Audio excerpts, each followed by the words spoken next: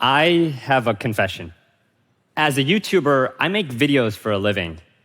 Yet I still get severe anxiety every time I go to hit the upload button to post my next video. My desktop looks like this. I finish my video and I go to save it as final. But then I noticed that I could trim off a few parts of it and make it even better, so I resave that file as final_final. But then I'm like, wait, I can make the audio a bit better, I can make the color more saturated, let me resave it as final, but actually. And then I repeat this process 29 more times until I save 29 more versions of that same damn video. Until sometimes I honestly still don't upload it because it's still not good enough. My obsession with perfection got so bad that in my first year on YouTube, I only uploaded 6 videos. But hey, as they say, quality over quantity, right? What started to bring me out of my spiral was something I remember during my 8 years working at YouTube and Instagram, where I met many creators and artists before trying to become one myself. And specifically one person who completely changed my perspective on how creativity actually works. And that one person is none other than the one and only James Corden. Yeah, the guy from Cats.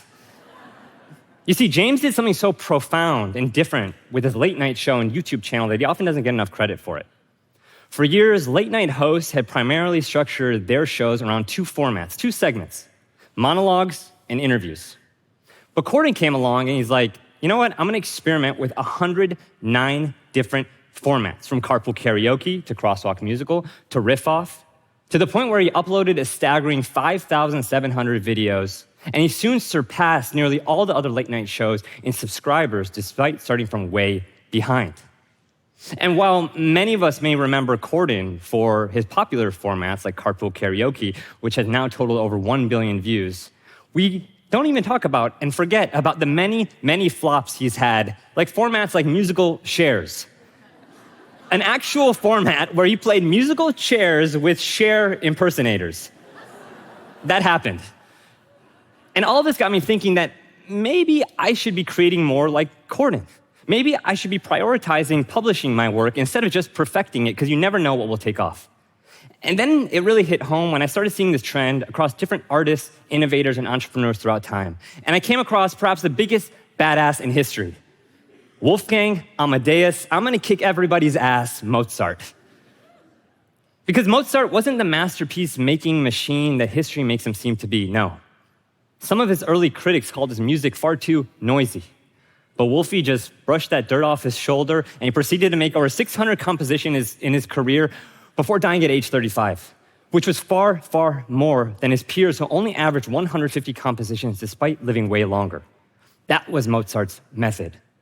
He was obsessed about quantity as much as quality. He was committed to creating countless compositions that we have now forgotten to get the just small handful of masterpieces we now remember. But let's talk about another example. How about the guy who created this creepy cyborg doll? He got a ton of public ridicule, but by the way, he's also the guy who invented 1,092 other inventions, including a little thing called the light bulb. So yeah, Thomas Edison didn't even have the best light bulb moments, yet he persisted past his imperfections and bad ideas too. Or how about Monet? The legendary artist, most people don't know that he created over 2,000 works of art in his career. But here's what crushes my soul about Monet, because that number should be way higher. You see, Monet was such a perfectionist that one time he worked on a set of paintings for over 3 years, until at the last moment when they were supposed to debut the paintings in Paris, he saw slight imperfections in the corners, so he took out a butcher knife and he slashed through every single painting he made, because it wasn't perfect enough for him. But curators and scholars today say that he destroyed over $3.4 million worth of art that night, just because it wasn't perfect enough. Which got me thinking, how many of us are too much like Monet instead of Mozart, Edison, or even Corden? How many of us slash our work at the last second instead of just shipping it? And how many of us have unknowingly left masterpieces on the floor because we got too in our heads? For me, it was only once I started shifting my mindset from Monet to Mozart that I saw a real change in my career as a creator. That after posting an embarrassing 6 videos in my first year, we went on to post 173 videos that got over 300 million views, and somehow our channel became one of the fastest growing on YouTube.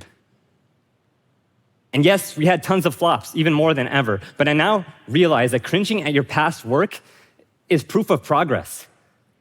And sometimes perfectionism is just procrastination in disguise. And a lot of our most popular videos were actually our most imperfect. We had videos with not the best coloring, not the best lighting, not the best audio. Some shots were blurry, yet they still got millions of views. So next time you're working on your next big idea, I beg of you, for the love of God, put down your knife.